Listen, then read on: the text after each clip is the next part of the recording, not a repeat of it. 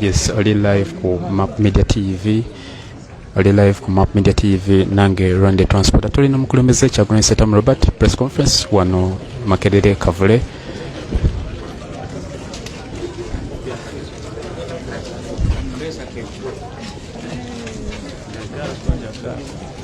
Sano bien. Ogamba ate.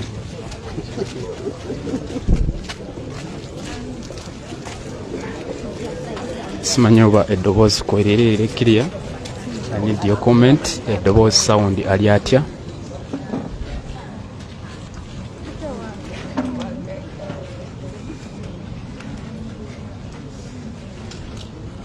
I need your comment sound erieta ekifaananyi kiri kitego munange ali ku Map Media TV nange Rwanda Transporter. Okay. Subs wa Bobby nkutumiddeko nnyo.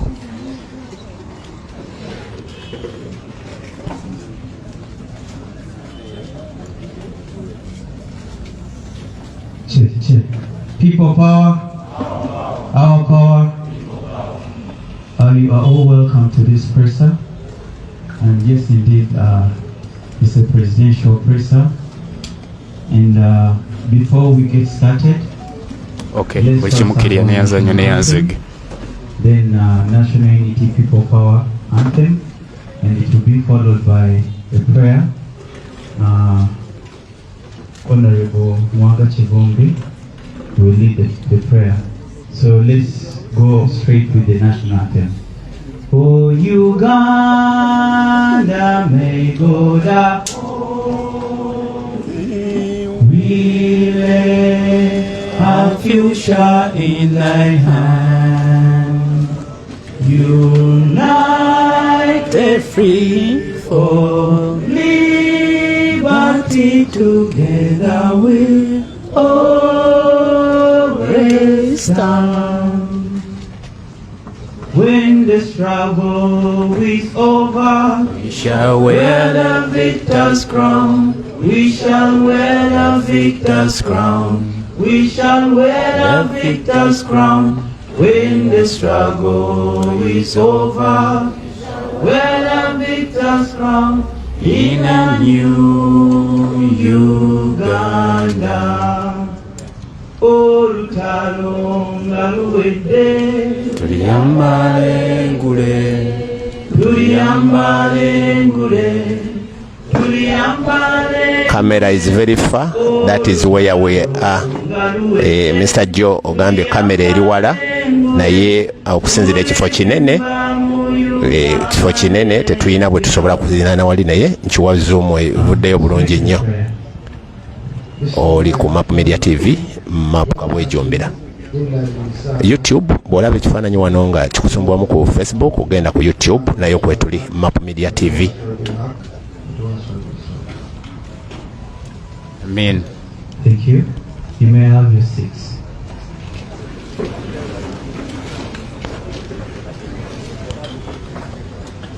Today in our presence we have different leaders. The President himself, His Excellency Kyagulanyi Ssentamu. We have our Deputy Presidents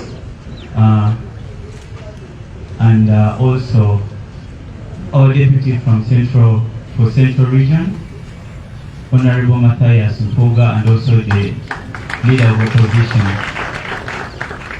We have Honorable Nambeshe, Deputy President, Eastern Region, and our cow.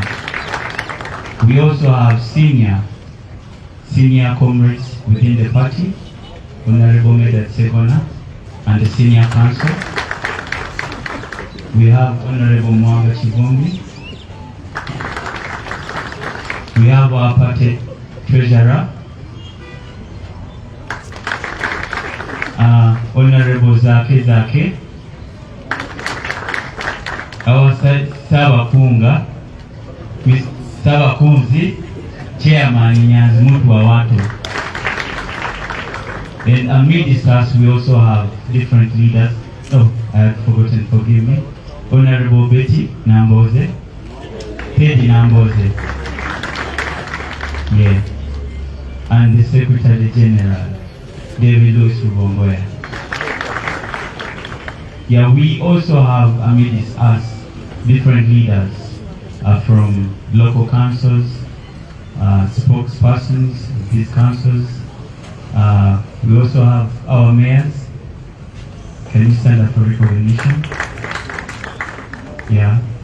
Our speakers. People power. Our power. People power. And all local leaders from the councils. Could you please stand up for recognition? People power. Our power. People power. And I would also like to welcome the Fourth Estate for being around. And also Honorable Kawiya Frank. Map Media Today TV is nange Rwanda it's Transporter. not the ordinary person.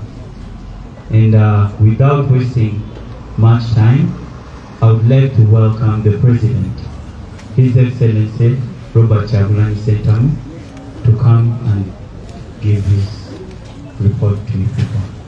Yes, President's speech sharing yaddako kwogera mu kadde kano kennyini tekibangawo President kusookera ddala kwogera soka tumuwulirize.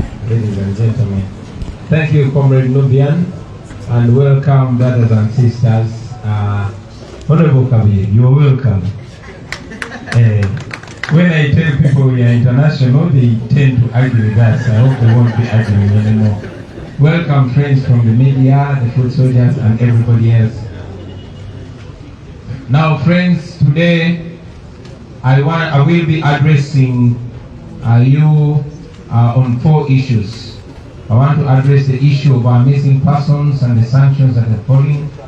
I want to address another issue on the supplementary budget, and I will also address the controversy that was generated by regime propagandists trying to take the interview that I had recently in BBC out of context. First of all, I am back in the country from a long trip, and I thank God that all went well. I want to remind the nation that we are still firmly pursuing the issue of our missing people. More than 18 families are missing their people. People were abducted, they continue to be abducted, but most importantly, there's a group of 18 people that are notoriously missing, that include comrades like Chibalama and many others. We thank the people of Uganda that have relentlessly demanded for those people. We want to thank our parliamentary team led by the noble Honorable Matthias Mpuga for pushing so hard on that line. Map Media TV. The regime is at crossroads. You saw Madam Wangadia dismissing the issue and also complaining that we have refused to take this issue out of the media, out of public domain. We shall not stop. We want our people back. You also saw that in its desperate attempt to divert us, the regime, through their RDC in Kayunga, paraded a fake Martin Lukwago, claiming that Martin Lukwago, who has been missing for more than a year, had shown up.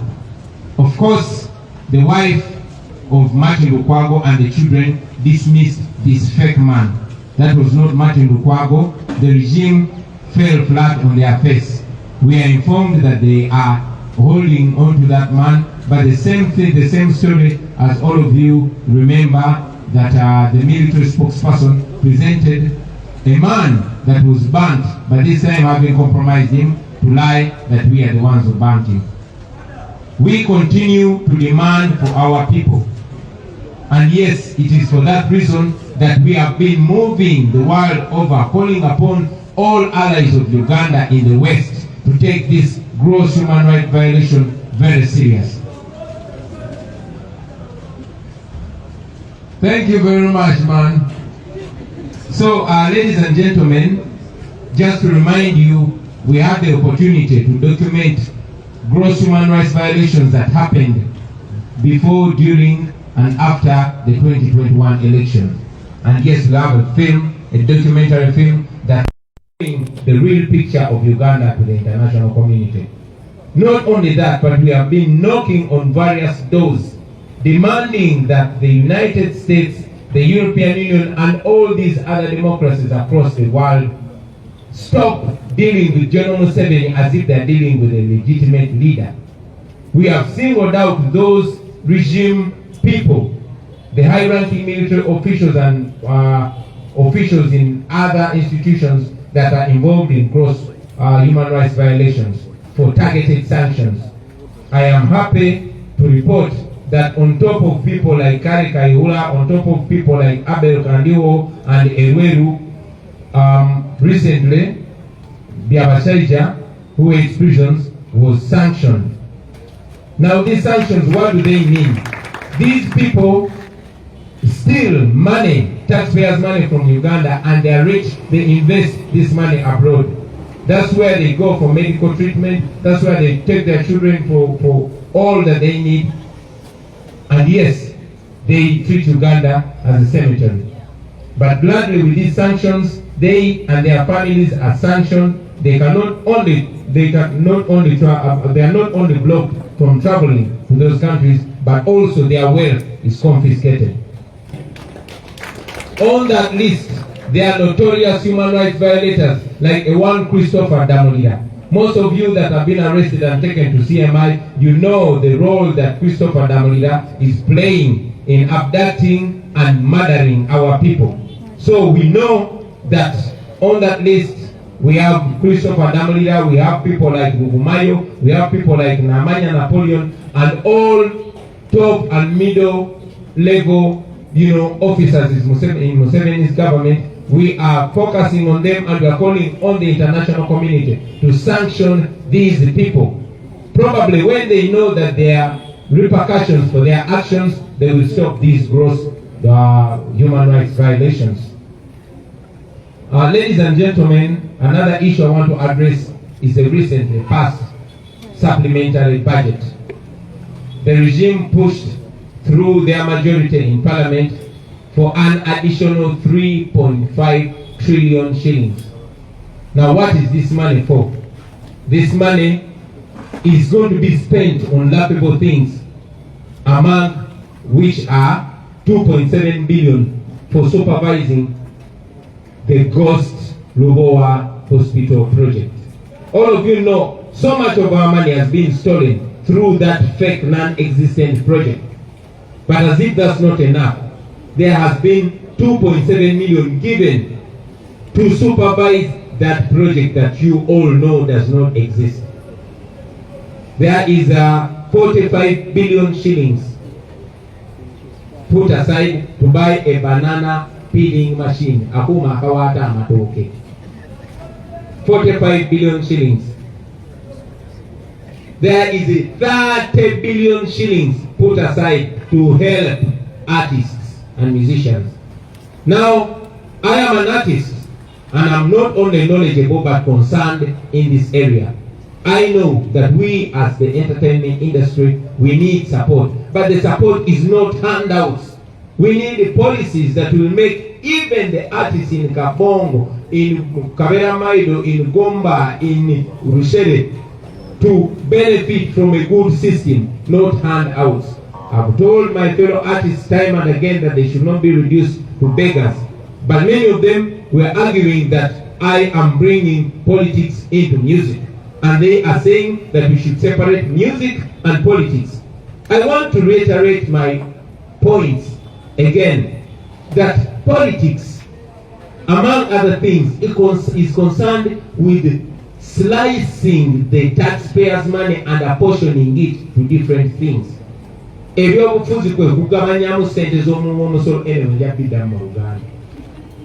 So this is how taxpayers' money is being apportioned. Artists have been demanding for a copyright law that will make sure we have policies that will protect artists, not giving them money. But this time around, because General Museveni believes in patronage, he believes in bribing, he has put that money aside, which money I am even sure is not going to reach the artists. The artists are only being used to steal money. And before long, you will see fights in the industry. you'll see divisions in the industry, and yes, you'll see so many of them silenced and compromised to support the regime because they will have committed crimes relating to corruption. Now, that is not the problem. The problem is here. First, there's a problem that out of that 3.5 trillion, 418 billion is going to Museveni's house. Now, this is a man that is already spending 2 billion shillings every day. However, that is not enough. Museveni needs another 418 billion to spend some more. Now, an even bigger problem comes here. On top of the 3.5 trillion, there was an addendum of 55 billion. Now, this sounds like a scandal, and it was important that I communicated to you, ladies and gentlemen. You remember that in the past supplementary budget last year of 77 billion, members of parliament were each bribed with 40 million shillings. Many of them denied it, but yes, some of them actually spoke the truth that they were given that money. This time they are giving every member of parliament 100 million shillings as a bribe to pass that supplementary. Let me repeat it for clarity. This time the regime is bribing every member of parliament with 100 million shillings of taxpayers' money in order to pass this supplementary budget. Now imagine 55 billion shillings just going out to members of parliament as a bribe. I want to use this opportunity to warn our members of parliament that we know about this and we have broken the news to the population. I have said it many times and I'm saying it today that I will always tell the truth and I will not defend or protect anybody that gets involved in this grand theft. We'll get details and maybe among questions. I'm very glad to have our Minister for Finance here, and it will be a great thing if we would get opportunity to answer a few questions from you. But with that state of affairs, with the way our taxpayers' money is used, now you know, ladies and gentlemen, why our roads are in such a bad state. Now you know why our schools are in such a state.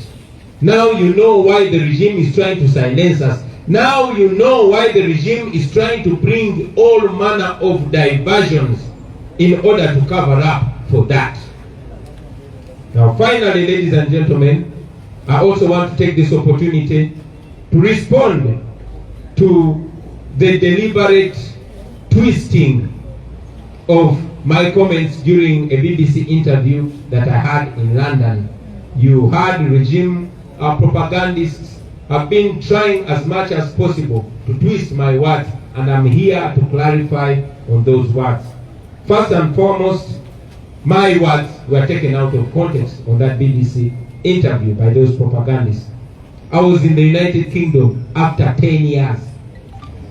Many of you already know that in 2013, I was banned from the UK for life, never again entering the UK because of the lyrics in one of the songs that I did. And in those lyrics, yes, I took responsibility because I actually called for the banning and killing of all homosexuals. I took responsibility, and yes, during that interview, I communicated that people grow and transform. And as a leader, I transformed from calling for the death and killing of people that differ from me. Regime propagandists tried as much as possible to twist my words, but again, still stand by my words because I am a leader. Which leader wants to be a leader of all people in the population, even those that are not like me? So I'm not calling for the killing of anybody. My check 1, 2. So I am not calling for their killing. I also want you comrades to know that this issue has been turned from a moral issue to a political issue. The gay issue is used by Museveni's regime to play politics, and it's a political weapon. Now, you remember that he's the one that broke the law in 2014, and then through his proxies like Andrew Mwenda and Fox Odoi, repealed the law again. Now, whenever Museveni sees that he has no popular or political support, he picks up on something that he thinks will build him once again. You have seen him trying to use it against, he continues to use it shamelessly. It's the same Museveni that tries to hook on our morality and on the children and to say it's in protection of children, but you all know that in the schools where our children are getting problems, who is the head, the ministry of education? That is Museveni's wife. The same challenge has been faced by many people who are raped and sodomized in CMI. We have had many cases of men that are arrested, tortured, and raped/sodomized in CMI under the watch of General Museveni. However, he again tries as much as possible to twist it around to blame it on opposition. Yes, I also mentioned when I was asked about some of my MPs that work with Museveni, and I said, some of my MPs work with Museveni. Don't you know them? Don't you know that some of my MPs work with Museveni? Do you want me to mention them? You are mentioning them around Kagabo Amwe. Doesn't he work with Museveni? Isn't Jimmy Wanga UP? Doesn't he work with Museveni? Some you know them, some you don't know them yet. Thank you very much. You know, the name is Uganda and Montigere. Basebe banyabo nsanyusa okufuna omukisa guno okwogerako namwe. Njagala kwogera ku nsonga nnya zokka. Ensonga esooka ey'abantu baffe abaawambibwa, abaasibwa, abataalikako. Tukyabanja abantu baffe, tetunalekeraawo. Abantu baffe baabuzibwawo. Njagala okwebaza parliamentary team yaffe ekulemberwa Honorable Mpuuga olw'okuteekawo amaanyi mu parliament okubanja abantu baffe n'okugifuula ensonga eyo ey'okubanja abantu baffe, era tetugenda kulekeraawo. Mukirabye nti kati regime ya Museveni eri mu kankana temanyi kiddako. Tubabanja abantu baffe oba balamu oba bafu. Bwe baba balamu nga Honorable Segona bwe yatugambye nti abamu alina information tibabakulamu amaaso, tubaagala wadde tebalina amaaso. Oba mwabatemako amagulu tubaagala. Oba bafu mutuwe emirambo gyabwe tugiziike, famire zaabwe zitegeere nti abantu baabwe baafa. Ekyo muzze mulaba nti ne mukyala Wangaddi alina okuba nti yakulira akakiiko k'eddembe ly'obuntu, ate naye akupulenyinga nti ensonga y'abantu abaabuzibwawo tugiremeza mu ddiro. Ensonga eno tegenda kuva mu ddiro okuggyako nga mutuwadde abantu baffe oba balamu oba bafu. Oba bafu mutuwe emirambo gyabwe. Era nabo omuliro baguwulira abasebo ne bannyabo. Y'ensonga lwaki batandise n'okuleetayo abantu ab'ebiwaani. Mwalabye nti baleese omusajja gwe bayita nti ye Martin Lukwago. Ne bagamba omuntu aba NUP gwe bagamba nti yabuzibwawo wuuno. Omusajja naye najja n'agamba nze Martin Lukwago. Paka mukyala wa Martin Lukwago yennyini bwe yavuddeyo n'agamba nti ono si ye bba wange mumanyi. N'abaana ba Martin Lukwago ne bavayo ne bagamba ono si ye taata waffe tumumanyi.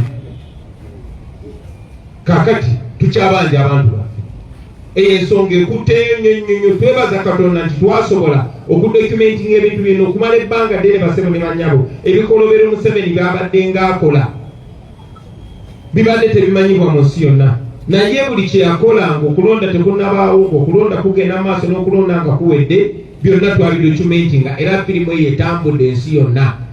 Era tufunye omukisa okulaga ensi yonna ebikolobero bya Museveni. Omwono mukisobodde n'okukonvinsinga amawanga gabadde gavugirya Museveni sente, mujjukira World Bank yamusalako sente, kati n'olwaleero batandise okuteeka natti ku bantu kinnoomu.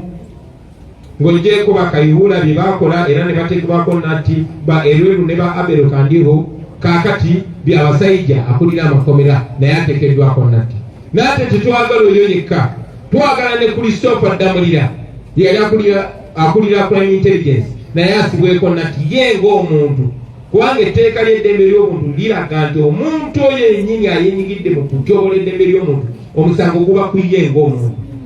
Twagala batagetinga ebbonga bo n'amanya Napoleon, Balugumayo n'abalala abali ku toopu ne makati awo abawamba n'okutulugunya n'okutemula abantu. Twagala basibweko natti. Natti zino zitegeezebwa ki? Zitegeeza ki? Natti zino si za kugaanibwa kuweebwa visa, no. Bano abasajja babba ssente wano naye bazigulamu bya bugagga e Bulaaya. Balina ebyobugagga bingi mu Amerika ne Europe ne walala wangi nnyo.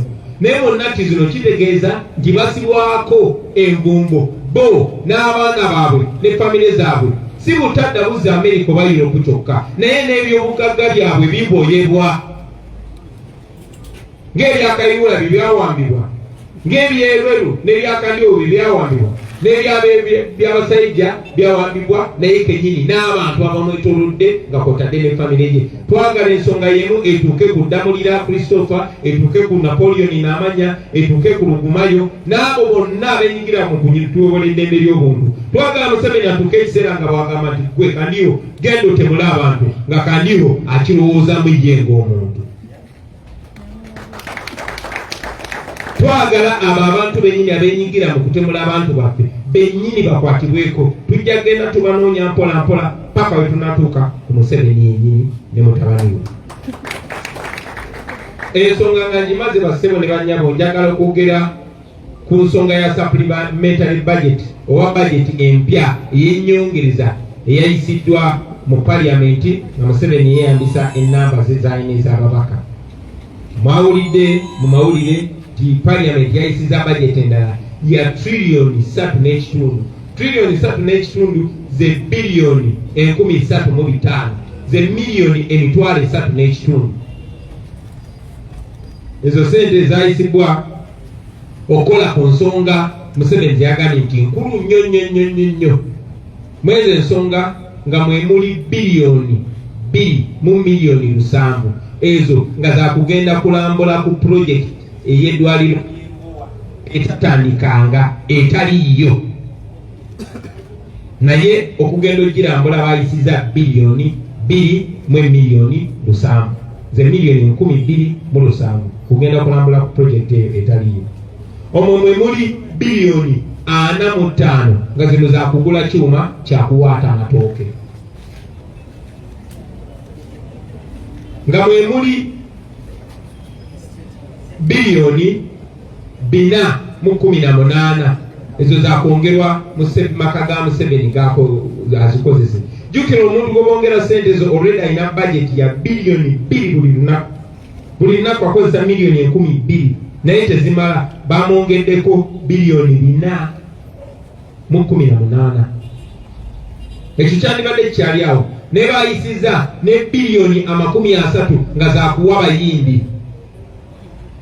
Okumala ebbanga ddene abayimbi babadde bakabira ekintu kimu, copyright law oba etteeka erikwatagana ku biyiiye, nga tulowooza nti nga mawanga gonna ngaakulaakulana Nigeria, South Africa, America, gavumenti ekwata sente n'eziwa bayimbi, wabula eteekawo amateeka agabakuuma agamakinga sure nti bafuna mu mulimu gwabwe, nga n'omuyimbi ali e Karamoja n'omuyimbi atamanyi gavumenti officer yenna, n'omuyimbi agenda okujja emyaka 10 oba emyaka 2 agenda kufuna mu nkola ya gavumenti eriwo nti omuyimbi abeera defended, abeera protected bwati.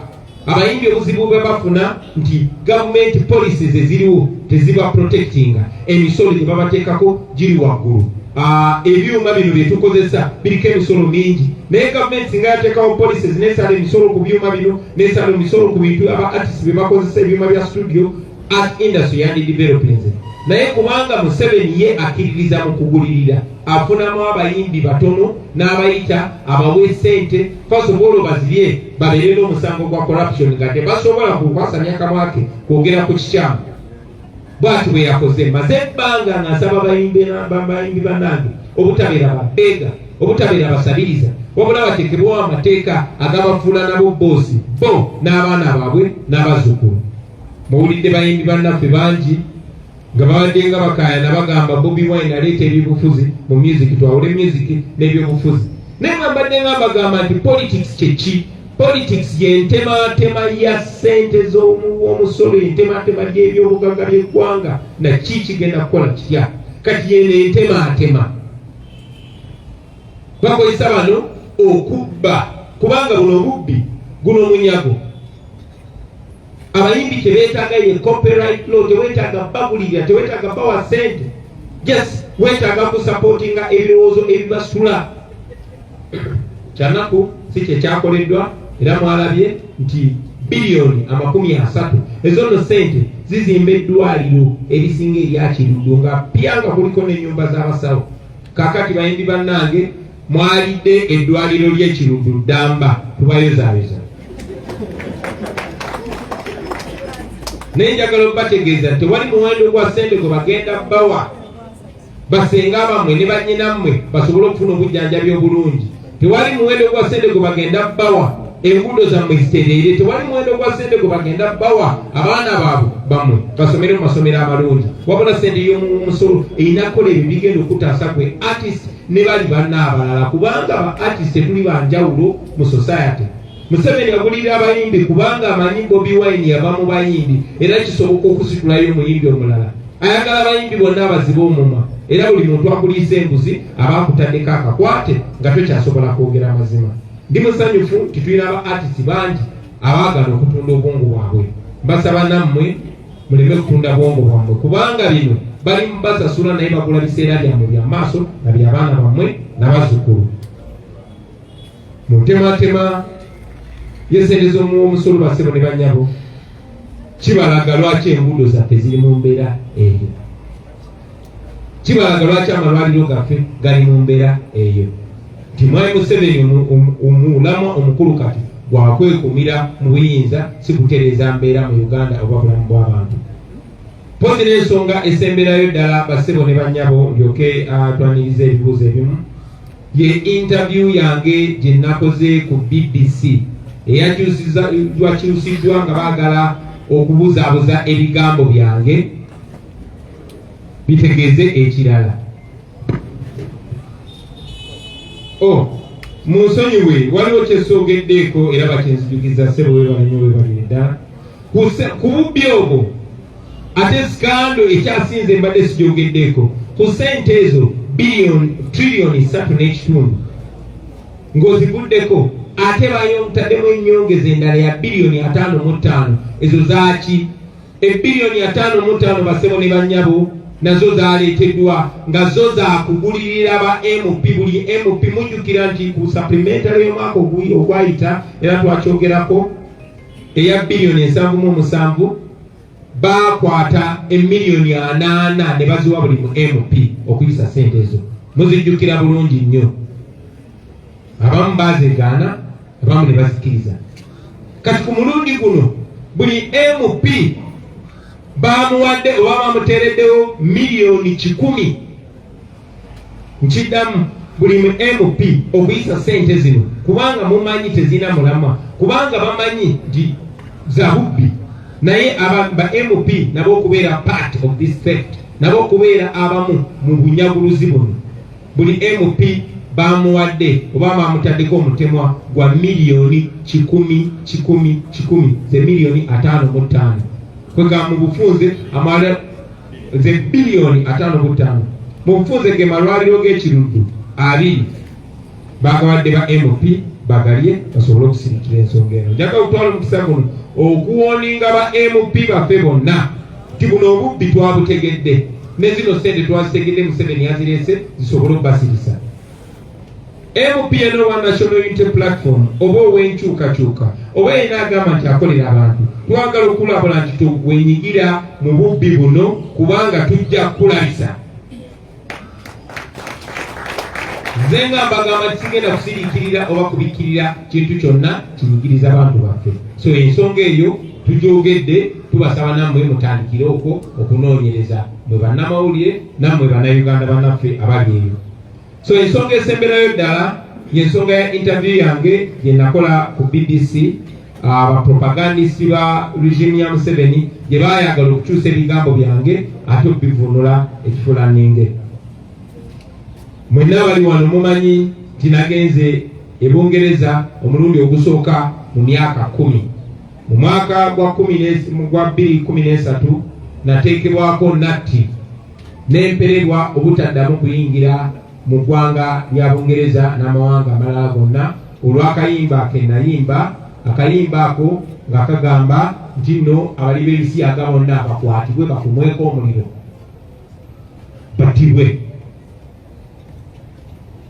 Oluvannyuma lw'ebbanga eryo era bambuuza ekyo ne baŋŋamba nti ssebo ekyakugobesa mu ggwanga bangobayo emyaka 10 maze emyaka 10 nga singira Bungereza era kyanneetaagisa kugenda mu kooti nefuna lawyer njagala okubaza balawyer bange ab'Ebungereza n'abaali bakwatagana nabo wano namala genda mu kooti ne balyoka bajjawo naki eyo naye bambuuza ekibuuzo ku BBC ne bagamba we grow and transform abantu tukula. Bwe nayimbira oluyimba olwo ne ŋŋamba babatte bonna bonna nali muvubuka muto nga n'omusayi gwange gukyawaninga very fast. Naye ekyo okukyuka okwantukako nti ng'omukulembeze kati kyasobola gamba nti abo mubatirewo. Lwaki? Kubanga omukulembeze ndi mukulembeze w'abantu bonna benzikiriziganya nabo ne besikkiriziganya nabo. Era ng'omukulembeze ne bagamba tukula ne transforming.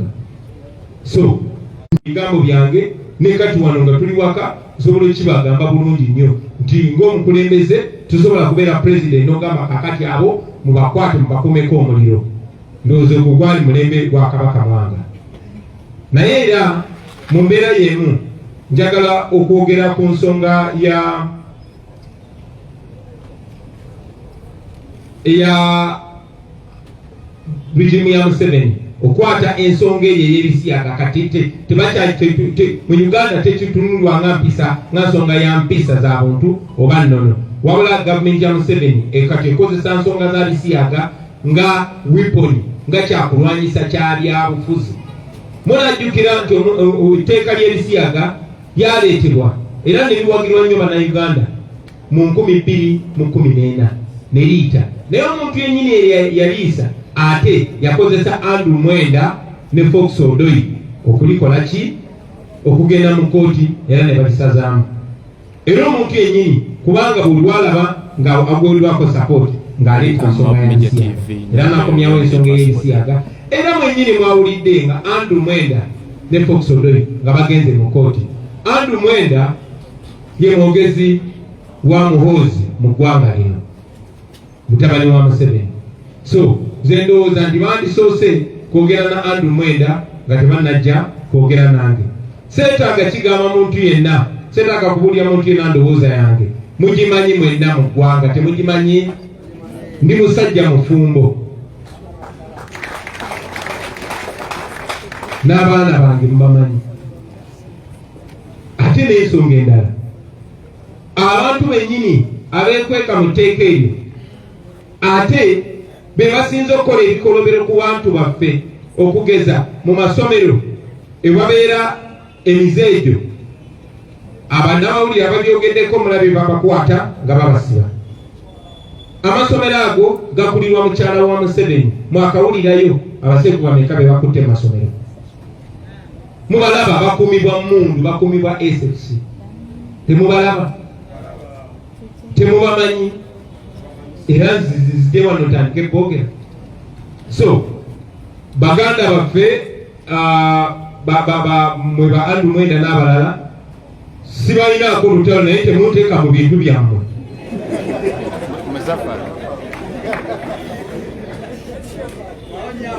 Simanyi oba ensonga eyo saagala nnyo girwako, naye mbadde nyina okimekinga kirya basebo ne banyama. Of course waliwo n'abalala bangi Museveni bakozesa nga ye chance okubuukira ensonga eyo, nalabye ne bannaffe betulowooza nti tuli mu lutalo lwakulwanyisa nakyemalira, naye nga bangu nnyo okubuukira ensonga ng'ezo.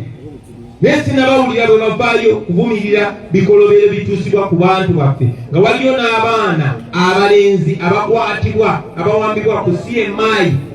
Waliyo omusajja gwe batulipootingira gwe bayita Isa asiyaga abalenzi ng'ekibonerezo, bakikozesa nga tocha.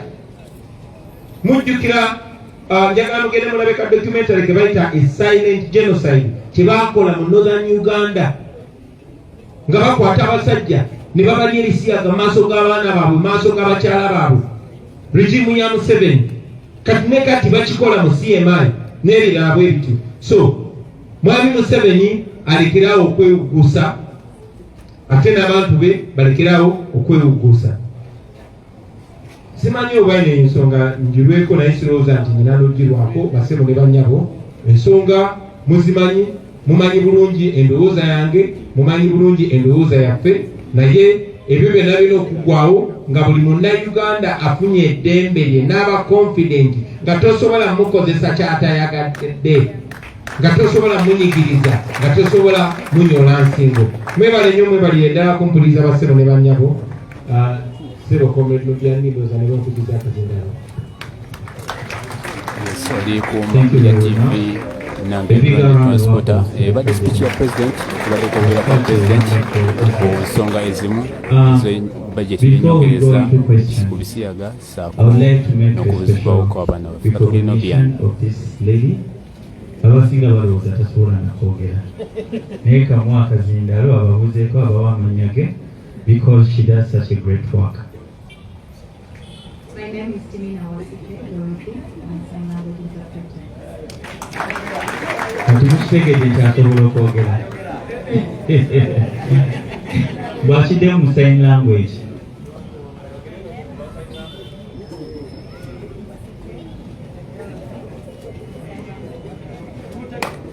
Eyo international unity platform eri all inclusive, buli muntu yenna emutwala. We are going to have a few questions from the fourth estate. Let's have about 5 questions. Can I have Eddie Mutwe to pass around the microphone? Eddie Mutwe Nachi?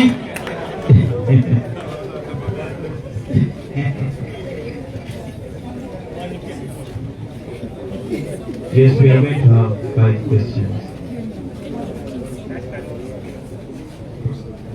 Busoga wanu.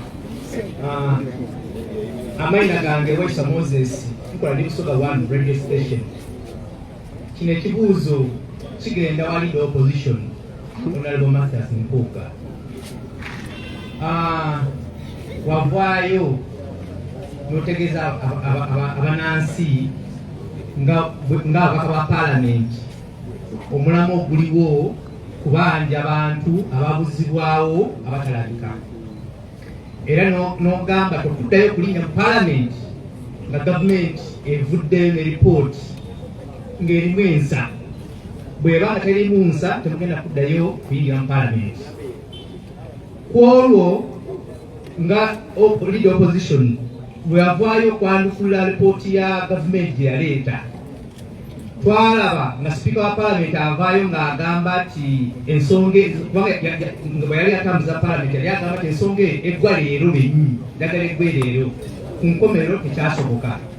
N'abategeeza ati mutasooka mu miitinge nga gwe leader opposition n'omukyala akuli akakiiko kakeddembe by'obuntu ne sipiika ku ssaawa 4.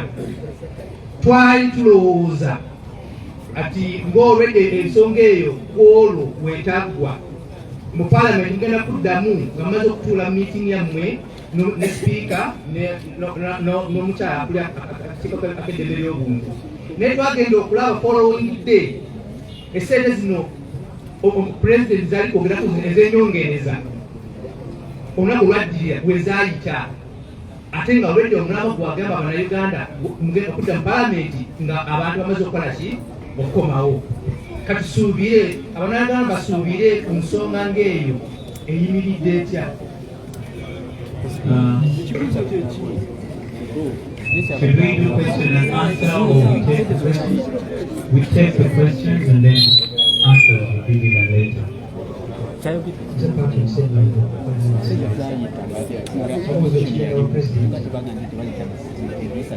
Ebbanga erya abakulembeze bakamishona n'abatuula ku lukiiko lirabika liweddeko. President tusaba olibulya update ku nsonga eyo etuuseewa abantu bazzaayo olina abalala boteekateeka oba twagala ku nsonga ezo.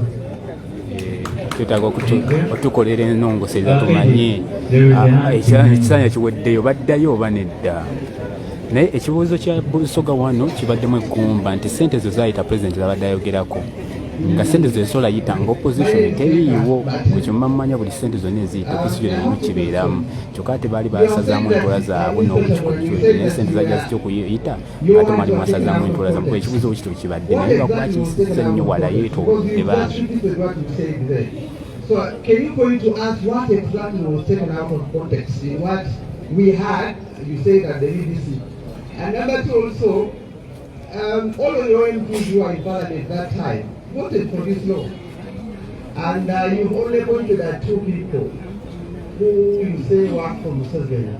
So I want to know, do they all take the blame that they work from Museveni because the charge was they supported the law because they work from Museveni? So do you, and you are only pointing at two people, do you now want to take responsibility that all your MPs in Parliament who voted for this law actually work from Museveni? And lastly, the last time you talked about corruption in Parliament, you said that there are MPs who are given money, then 40 million. And I actually attended that press conference. You gave them days to return the money. The person who tried to return the money actually turned around and said he never got the money. So why would we take you on your word now when you warned them that they shouldn't take the money? Yet the other time you did nothing about those who took the money, and in your word you said they took the money. So why would we take anything you say now that you warned them, yet last time you warned them and they didn't return the money?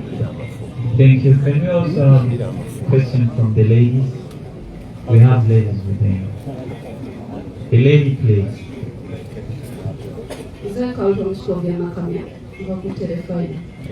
Ekibuuzo Beka akibuuziza naye tujja kukifunako mu Luganda. Ababaka abalumirizibwa ekibiina nti abamu bakola ne President Museveni. Ku babaka abo abayisa etteeka ly'ebisiyagga bakola kituufu oba bakola kikyamu? The last question. Nzeyigana Sabata TV. Nandyagadde nga National Unity Platform tuveeyo temunabiyisizaako ku alipoota ya minisita w'ensonga z'omunda General Muhoozi yavaayo n'awa eri Parliament ng'alaga nti nga NUP mutaataganya okunoonyereza kwe balimu nga ebitongole ebikuumaddembe mugaana abantu okwogera ku nsonga zino nga bayogera n'ebitongole bino. N'ensonga endala ey'okugamba nti temwawaayo bikwata ku bantu bano abaabula ebimala naye ng'ate mu mwagano mwabiwaayo gavumenti nevayo negamba temwawaayo ebimala. Igana Sababatiza. Thank you. Oli ku Map Media TV na Mirande Transport. Tuli Magere Kavule omukitebe ekikolo kya National Unity Platform. Honorable Matthias Mpuga, so I request him to come and make his response. Thank you, Comrade Nobian. My brother from the Soga one needed a whole address to so many issues here. But I'll respond to you graciously. Thank you for asking the question. First of all, you need to understand with clarity the distinction between the issues you asked. Nkudemu Uganda, Zombi, Nyakudamu Uganda, Menefu. The issues asked are various. First of all, you are asking that we committed that we cannot return to the house, and here we have clarity relating to the person that disappeared and several other human rights violations. Then you restate that you saw the speaker saying the issue must end on that very day without further ado. One, let me assure you that like the President said, that matter will never end until full accountability is given. And will not end. If you thought the Speaker was closing the matter, we opened a fresh page on the matter. You probably need to ask the rank and file of the opposition to trust the team in Parliament. Because Parliament matters arise every minute. And it's our job as team leaders to assess the situation and take decisions. Now, when I made a rejoinder of the House, I offered clarity on several questions, and fresh pages were opened. We are now at 3 fronts. Remember, some of the issues we raised were taken to the Commission on Human Rights. Hence the meeting that flopped yesterday, for the reasons I informed the nation yesterday via the press conference offered in the afternoon. Secondly, the second layer of questions or issues or problems or violations were given to 2 committees of Parliament, the Committee of Human Rights and the Committee of Internal Affairs. Those 2 committees will certainly receive their terms of reference this week from the House Speaker, consulting with the opposition in Parliament. Our people will be able to table their issues to be very clear and signed. The issues taken to the Committee of Human Rights and Internal Affairs relate to violation of human rights among fishing communities. The matter we have variously raised in Parliament, and nobody was moved until we moved the House to finally have that matter referred to committees. I shall ask our people to go and testify, to go and offer evidence over violations, rape, murder, and all sorts of violations that were visited on our people in the fishing communities. That matter is still alive. The matter of missing persons is most alive. That's why you see Miss Wanga, they're panicking and fidgeting and making error after error. The dead are not dead. So until evidence, until clarity is offered as to their whereabouts, nobody can put away that matter. Rest assured, my brother. Then the second leg of your question related to, again, the matter relating to money in Parliament, which is the second again question my brother from Baba was asking variously. Now, note this. It is the NUP, through the Honorable Mwanga Kivumbi, our Shadow Minister of Finance, that raised a red flag on the supplementary. Get to understand that. It was our part. We offered a whole text in the form of a minority report to Parliament that was not taken by a vote. You know, Parliament resolves by a vote or by proclamation. So the minority was rejected. But the issues we raised to the minority, raised by the Honorable Mwanga, Honorable Oshabe, Patrick Nsamba, the Honorable Namuga Goreti, the issues stuck. And they are the subject of the matter the President referred to as attempts to bribe members of Parliament. Note that no member has picked money, but the money is in the supplementary. And we are raising a red flag to all and sundry that that money is illegally contained in the supplementary. Therefore, we do not expect any member of Parliament subscribed to the opposition to go or to get that money. If the money is in your account, our expectation is that you will return it to sender. If the money is given to you in cash, our expectation is that you reject it. That is the red flag the President has raised. Now, my brother from Baba, your question was relating to, may I remember what? Minister of Internal Affairs. Yeah, the Minister of Internal Affairs issues. But I have a whole text of 23 pages that I submitted to the media relating to the rejoinder I made.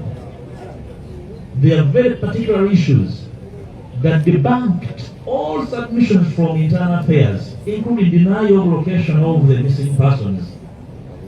One of the submissions I made to the House, which I laid on table, is video evidence locating every missing person. Their families, their relatives, their homes is attached. It's now an asset of Parliament. So denial of existence is no more. I even gave examples of Mr. Damulia, who went missing. For the record of the nation and the House, Mr. Damulia was traced by the Human Rights Commission and the police and was located at CMI in 2022. That is on the record of Parliament. So CMI must produce Damulia dead or alive. So the record of Parliament. There was no rebuttal from internal affairs to deny or reject my submission. So effectively,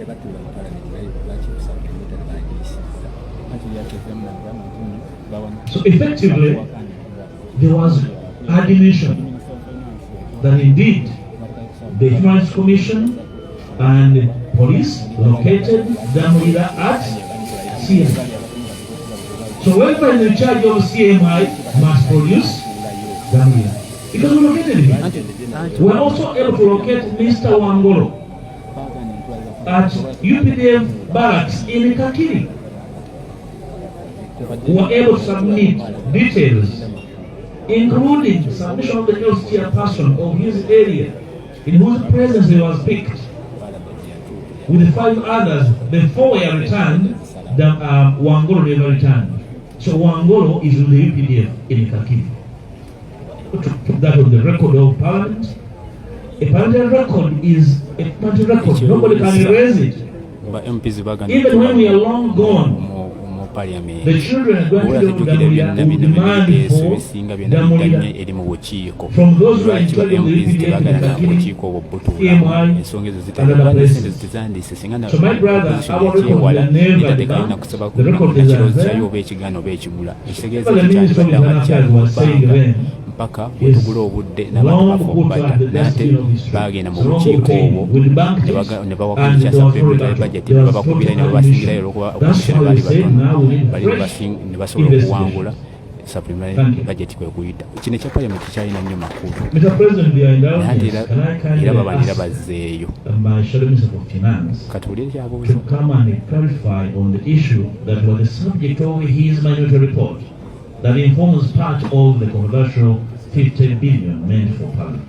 With your indulgence, Honourable One. Thank you, Mr. President, and the entire party leadership. Now, the subject of 100 billion for each single MP, 100 million. Let me first remind Ugandans, sad as it is, the 3.5 trillion is going to be borrowed. So they are going to borrow 3.5 trillion to spend on things that are not so critical to the welfare of Ugandans, for which the President has talked about. And it's not going to be borrowed abroad. It's going to be borrowed internally. What it also means that the very people who steal our money are the ones going to lend us that money and earn a profit. So that's the first point we need to take from this, sad as it is. And that's the money they're going to give to arts team, to whatever, to him. So that, the President talked about 45 billion for banana peeling. But that banana initiative in Busheni is a permanent resident of every single supplementary that we will pass in Parliament. Every year it's there. Every year in every supplementary you'll find the electromax, which they call dimmed energy. Some of you may not know what dimmed energy is. You'll find, and we are spending, and that's the money that Tattoo takes. And the other day was running low. Now let me go for the 100 million. As you may recall, after Parliament had passed the supplementary, a document was at the tail end smuggled to the Speaker by the Minister of Finance, signed by Matia Kasaiyo. It had 78 trillion. Out of 78 trillion, it had 55 billion, no, it had 78 billion. It had 55.6 to be exact billion that was for classified under State House. And listen to this story. State House is the home of the President, not the office of the President. In the normal budget, a it was allocated 412 billion. Out of the 412 billion, it had 88 billion for classified. Now, under 3%, they have already consumed another 100 billion under classified. But on top of that, in what we call prior, that require prior parliamentary approval, they asked for 195 billion.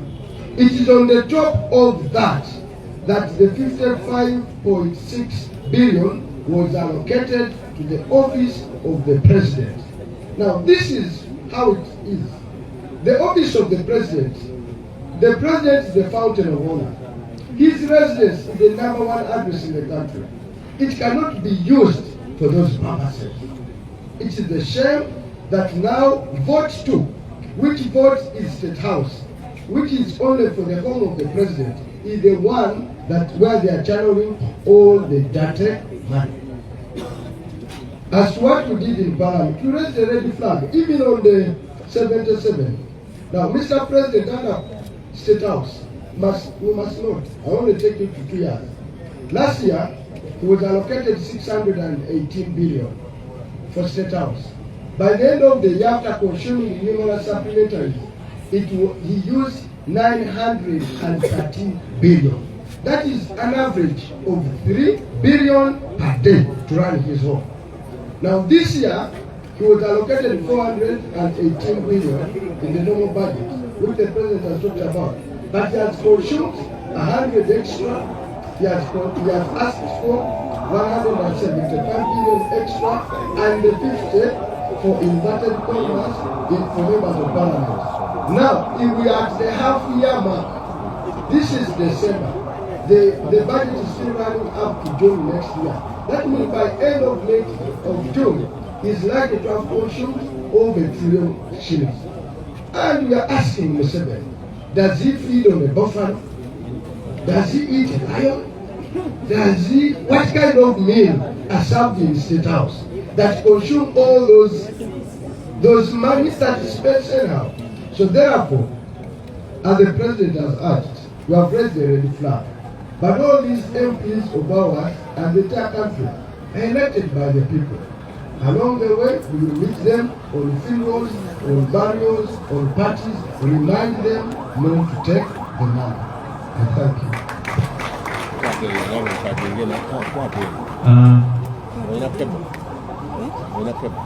There are people who would really want to have this translated in Uganda for easy digestion. Several. Badde nsaba ojje oyogere mu Luganda twakulu nnyo abantu bazitegeere bamanye ki ekigenda maaso mu ggwanga lyabwe. Ebimufe wabitegedde wama?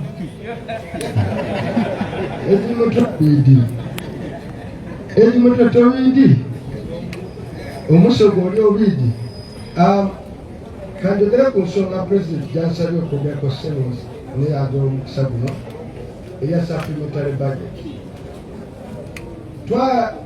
Parliament lwokusatu yayisa ennyongeza ku mbalirira y'eggwanga. Twayisa budget ya trillion 52 naye mu myezi 6 egyakayita kubanga twagiyisa mu gwakutaano nesandika okukola mu Gwomusanvu nga twakatuuka mu Desemba njagala obala emyezi egyo gavumenti yakomyewo ng'eyagala ennyongeza ku trillion ziri ya trillion 3 president yakitadde beta ze trillion 3 n'obuwumbi 500. Yabagambye nti ze billion 13 ze billion 13 mu biki mu bitaano gy'emitwalo obukadde emitwalo 3 n'ekitundu egy'obukadde. President n'abannyonnyola nti okuzimba eddwaliro eppya mu district mu luzungu bagiyita turnkey project nga tukuwa buwikisumuluzo nga bwe batuwa wano ekyekisebe kya Nuupu ne tuyingira weetaaga obukadde obuwumbi 3 weetaaga obuwumbi 35 ekitegeeza ssente z'abayimbi zokka eryo ddwaliro ddamba. okuzimba secondary school empya eno zebazimba bakuwamu ekisumuluzo okiyingire weetaaga obuwumbi 3 n'ekitundu okuwa essomero lya secondary school empya.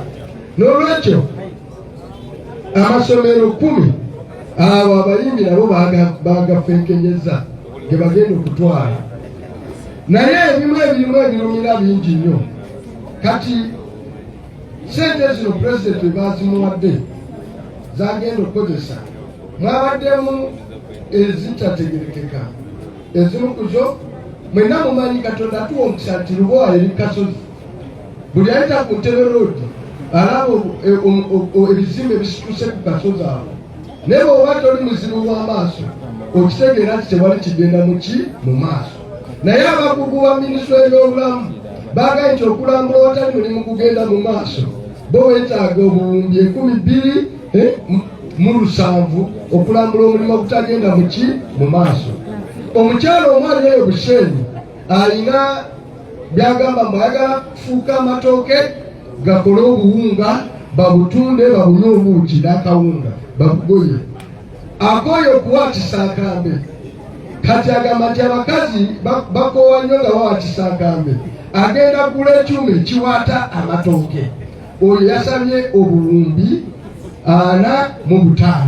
Tumubuuza timatooke gawa ge sayizi zeemu gonoyisa mu kyuma giremekwa amatooke gawula sayizi nebegaba ku nkoto emu ogenda otuuka ku keena akawansi ng'obutooke olina butono ne sheepu gagenda gakyuka negaba ku kiwagu kyekimu. Tubuuza ono omukazi nti oba toli mulyake mubbi wa misana gw'amatooke ku mashini ogenda kwa wagimoldinga otya tesobola okukwata buli matooke ga sayizi nga tojajja singa buli kaseera. Ate kyala India bwe yayagala ensi zaabwe ogenda mu maaso mu bintu nga bino yakwata abakazi ababulijjo abakola emirimu nga gino n'ebawa emirimu. Bekwandibadde kuwaata amatooke abakazi abalina obwambe mu Uganda yonna senga babanoonya okugenda e Bushenyi bawaate amatooke bafune sente. Weetaaga mashini ng'atolwanyisa ebbula ly'emirimu. N'olwekyo embalirira y'abakulu abo naye eriko obukyafu. Kantuuke ku ya Pulezidenti Yoweri Museveni. Twamulimu ebirala bye tutajjagenamu. State House tulina account bill, tulina vote gye bayita vote 001 eyo ya office of the president, ne tulina negiyita vote 002 ago maka ga Mwami Museveni ne mukyala we n'abaana be n'abazzukulu be.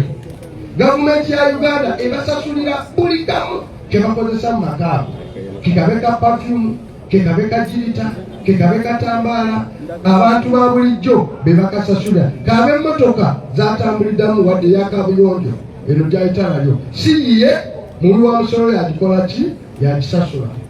Omukulu oyo mu vooti omwo yagendanga mpola n'ateekamu bye bayita classified.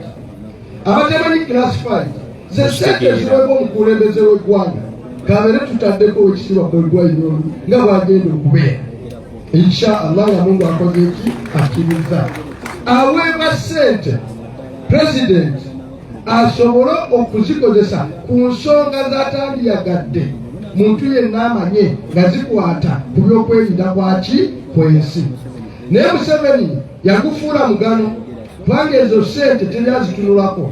Akakiiko Medad lwegasa eggoloono yatunula ku nsaasaanya yaako, naye bw'amala okukola lipoota eyo alina kugenda wa sipiika n'agimubuuliramu ng'ekyo kikoze eki kiwedde. Nakoziyisa tetuzitunulako, tutuna butunza ku muwendo gwa sente netuziyisa.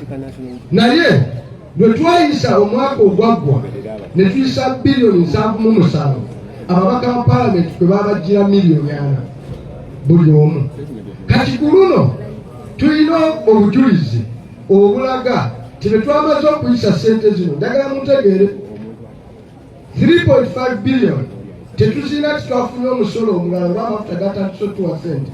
Gavumenti egenda kugenda mu katale aka bulijjo yeewoleyo sente ezo.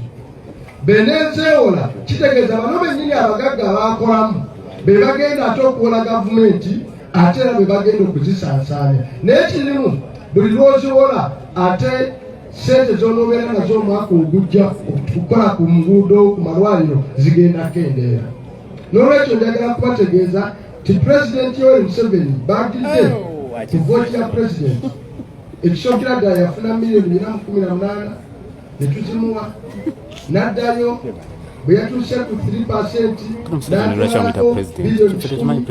n'addayo n'akima biliyoni 197, n'addayo n'akima biliyoni 55. Ezo biliyoni 55 tulina ekyaga kyonna kyababaka ba palamenti baagala kubawaayo miliyoni 10 bagende mu Krismasi nga basanyufu.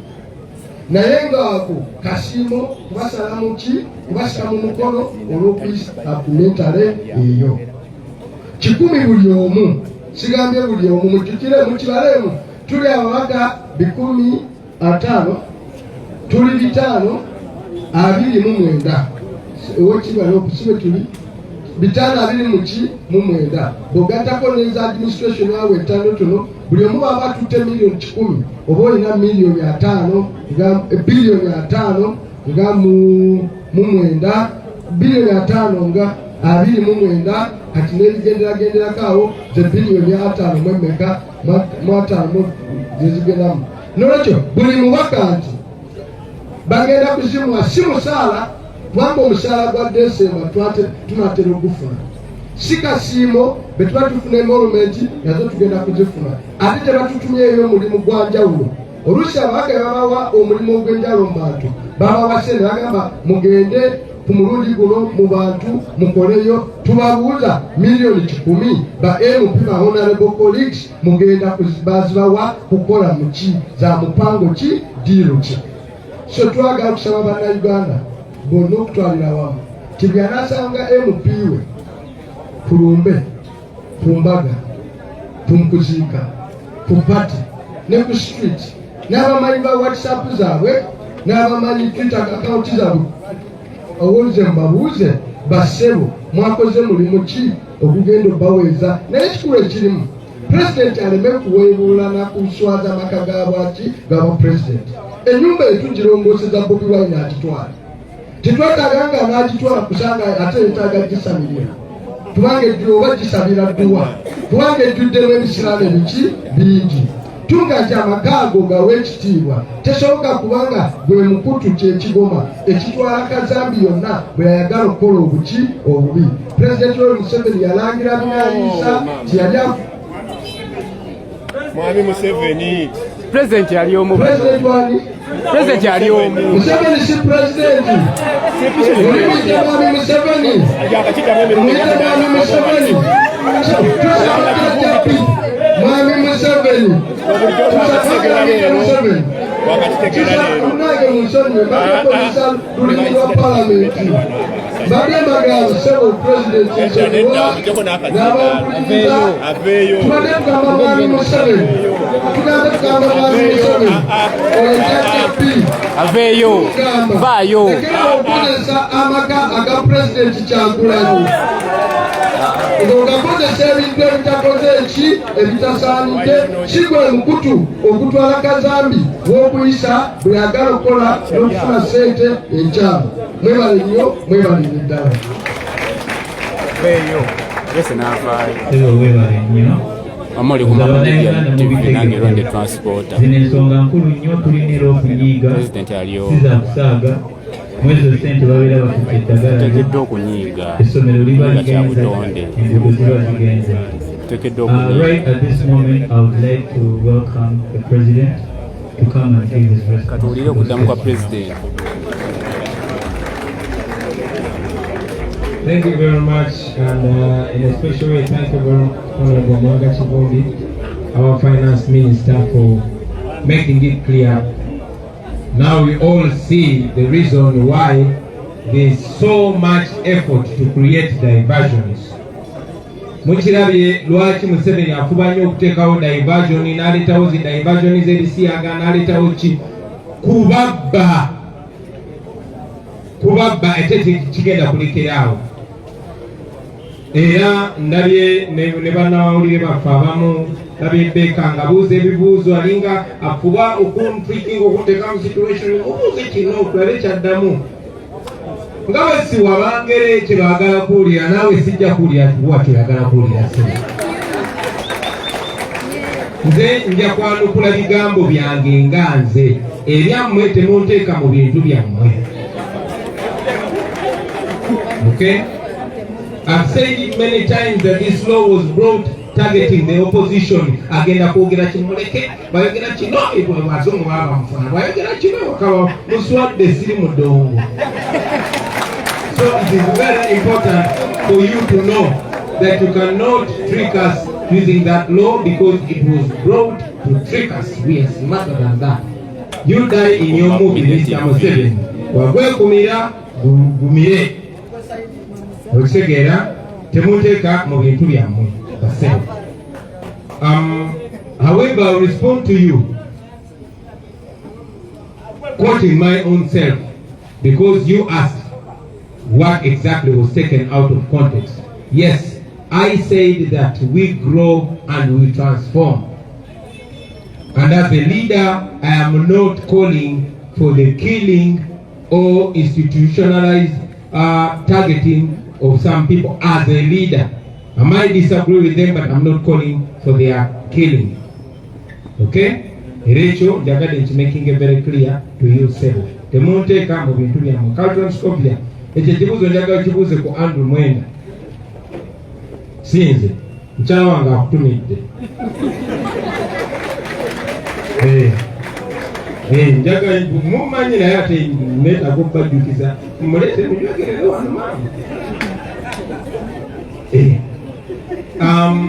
Another thing, you say that I say that some of my MPs work with or from Museveni. Don't you know them? Do I need to explain that? You know them.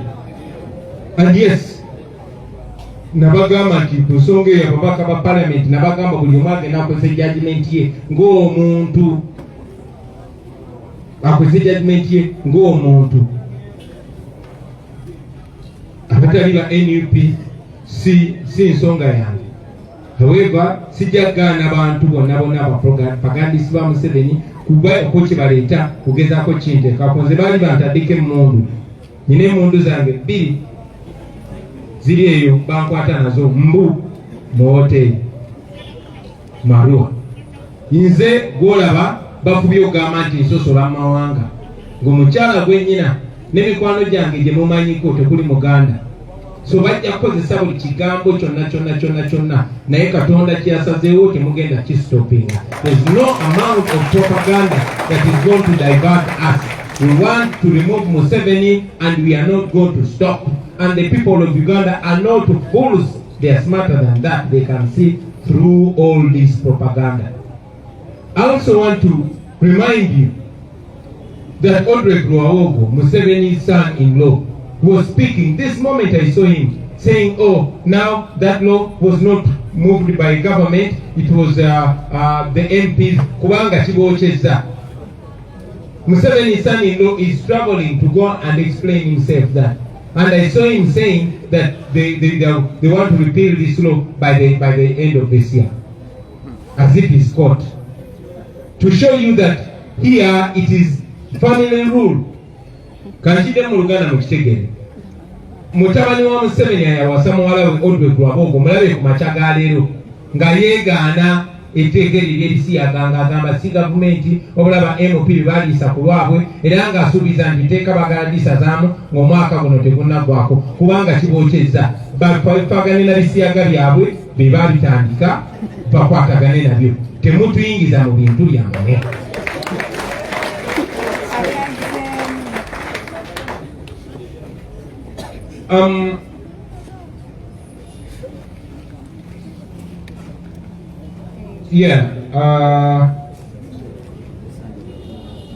About warning our MPs, you asked that you reminded me that some took the 40 million and never took it back. What are we going to do to them? We're not going to arrest them. We don't have that power.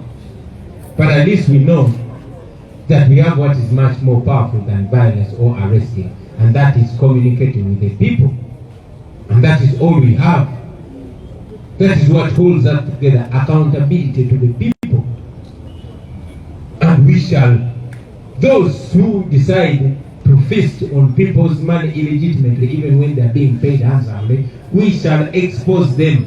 Chetulinawo abo bonna abanayigatta mu kulya sente z'omusolo mu bubbi tujja balanisa. Chetulinawo ekyo kyekyobugagga kyetulina accountability eri abantu betukulembera abatulonda, era kyekyamaanyi kyetulina, era kyetuwoninga abakulembeze baffe bonna. Onoeko Mwanga Kifumbi yakyogeddeko bulungi. Tetugenda bugenzi kikola, twatandise dda nga tubasaba mwenna kwasobola mugule amaaso manye nti zino sente zammwe. Ekyokubiri, ba artist tuyinza okuba temubalinako controversy wasibo temulina muntu gumaalonda afuuke sita, naye ababaka mwe mwabalonda musobola okubasanga ku Mwenge, mu constituency, mu Sawuna, mu Loogi, byonna temba mubasanze ne mubagamba gundi oli ku sente zaffe erya ziri ez'omusaala tolya ez'amalwaliro n'ez'enguudo. Ekyo musobola okyogera birungi nnyo kasebo ne banyabo. Finally,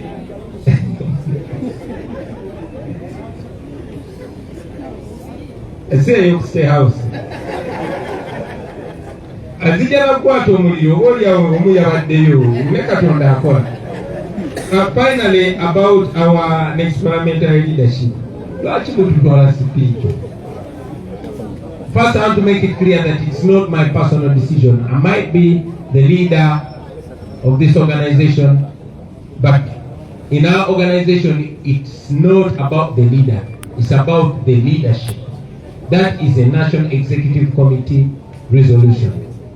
So, now, ababadde balinda kyekisalibwawo ku bukulembeze bwaffe bwa palamenti temufaayo, mujja kulaba akaka akeeru nga kayiseeko kati nga bwe kibeera e Roma, awo mulyoke mumanyi.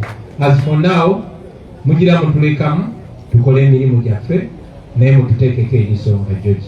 Thank you very much, ladies and gentlemen. Thank you very much, Mr. President.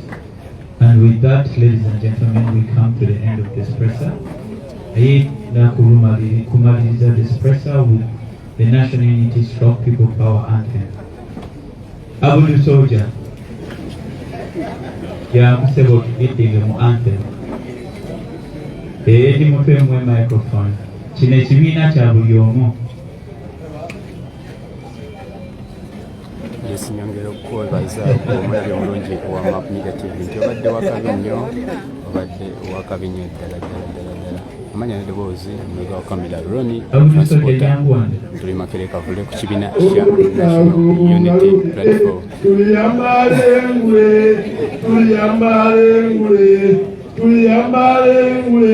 olutalo galuwete, tuliyambale tulivimba kandepya, tuliyambala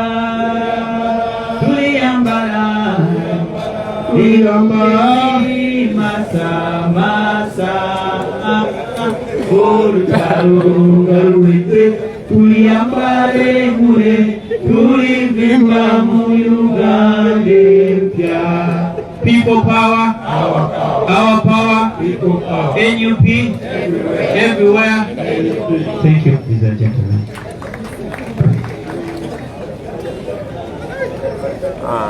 Yes, ababadde ku Map Media TV mwebale nnyo, mwebalire ddala. Yes, gundi bwetyo press conference bwetyo bwebadde president wuuyo ebigambo byayogedde bibadde byansa, ebigambo ebiseemu tukyalinamu abakulu abamu betuba tugezaako kutunulizaamu emmundu ne mutugamba muleke baliida. Liida bw'aba akyayogera Museveni katuuti wano ate ne mutugamba tugoberere baliida, nze nga maapu omu sijja kubigenderako. Liida ng'omu nga si fuuti soja naye ng'akyasobola okuyita Museveni president katuuti ka National Unity Platform n'akiddingana mpaka lwe tuwogganye. Ayi embeera tejja kubeerawo. Oyo ye Muwanga Kivumbi be bamu abayisizza supplementary budget. Oyo ye Muwanga Kivumbi abamu abayisizza supplementary budget. Ekintu kye njagala okubategeeza nti minority eyagaanye okuyisa ssente abangi ne bayisa ssente singa minority teyalinnyidddeyo naddala mu kakiiko nga teyalinnyidddeyo ddala mu kakiiko ekyo kibadde kiraga nti ne supplementary eyo teyalikoze eki supplementary eyo teyaliyisiddwa naye baganda baffe bano ba MP bagenze nga bakimanyi be ba minority ate nga bakimanyi bali mu kwekalakaasa naye ate era bagenze ne batuula nga era bakimanyi nti bali bajja basinza amaanyi era ne bagendayo so kyebabadde balina okukola bwe butagenderayo ddala baba butagenderayo ddala minority eyo neetalinnyirayo ddala mu kakiiko ako supplementary budget teyaliyise ne bo bali abasajja badde balina okwekwasa ekintu kimu nti minority majority ya votinze yes minority ne votinga no kati bwe muba munenya majority yayisiza supplementary musooke munenyeze ddala minority eya national unity ababaka abatuula ku lukiiko olwo abakulemberwa Muwanga Kivumbi abatudde ku lukiiko olwo bakoledde ddala bubi nnyo naye ng'ekigendererwa ekyo Museveni yabadde talina bw'asobola kunyigirizibwa teyanyigiriziddwa kubanga bwe mu kwekalakaasa tuba tusuubira nti twekalakaasa tunyigirize gavumenti naye bwebanga supplementary erimu biliyoni ne biliyoni za ssente ezo esobola okuba nga eyita ababaka eba tebirina kye beetaagisa kibanga ekiguumaaza okubeera nga MP tatuula mu palamenti naye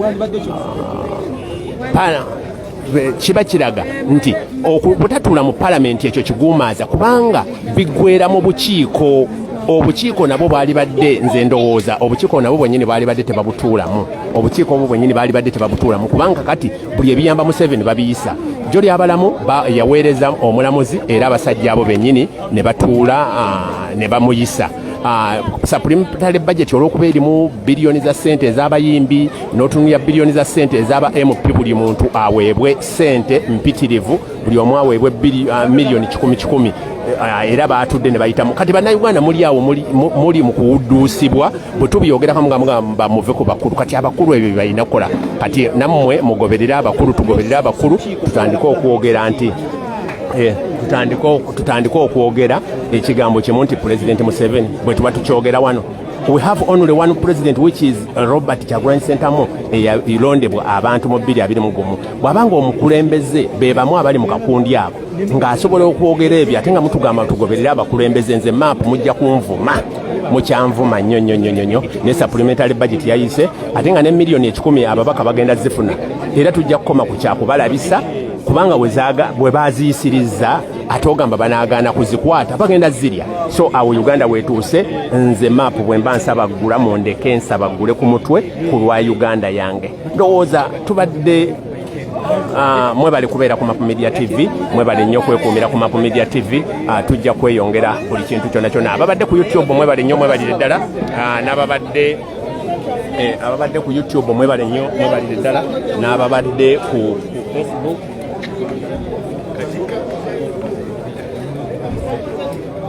n'ababadde ku Facebook mwebale nnyo mwebalire ddala tujja kweyongera tujja kuba tukola posts zange muzigenderere nnyo bwe mba nzikola bw'oba osobola okutegera posti ya President Robert Kyagulanyi Ssentamu zaateekayo awo ojja kuba osobola n'okutegeera eya Map Media z'abataddeyo ne bw'oba tosobola ya President kugitegeera n'eza map zeesonyiwe ate bwe mba taddeyo posti fuba nnyo okugisoma okugituukira ddala wansi kubanga wansi we wabeera ekinyusi waggulu tusooka ne tuteekayo ekyokulabirako then ne tudda wakati ne tunnyonnyola wansi ne tufundikira so mugenderere bwe tuba nga twagala okutwala entebe yaffe Uganda twagala okutwala Uganda mu maaso mwegendereze ebintu bye tupostinga mwegendereze ebintu ebiyita nakati mubadde live akuuma atakuumira mpeera mbadde map kabwejumbira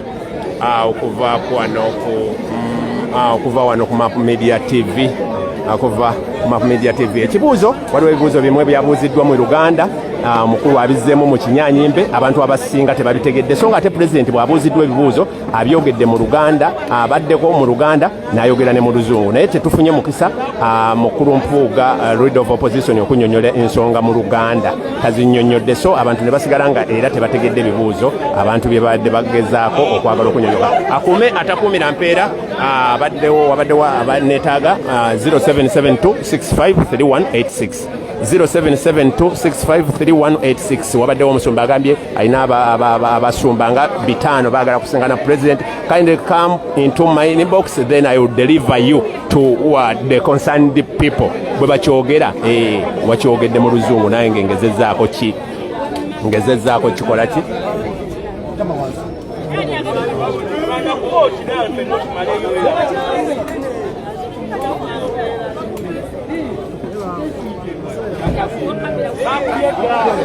Okay, embeera yonna ebaddewo etera okubeerawo 0772653186. That is map number, Map Media TV number. Bw'oba oyagala okuyisaawo amawulire gonna olina kyoyagala okutubuulira awo oba oyita ojja kunfuna ku WhatsApp direct 0772653186. That is my number. Tugezeeko okulaba nti tetudda mu bivuyo gya Museveni gye yaleeta. Ate bwe tubanga wabaaliwo omuntu yenna ow'okukyusa tuba tetumukyusa mu bukyamu.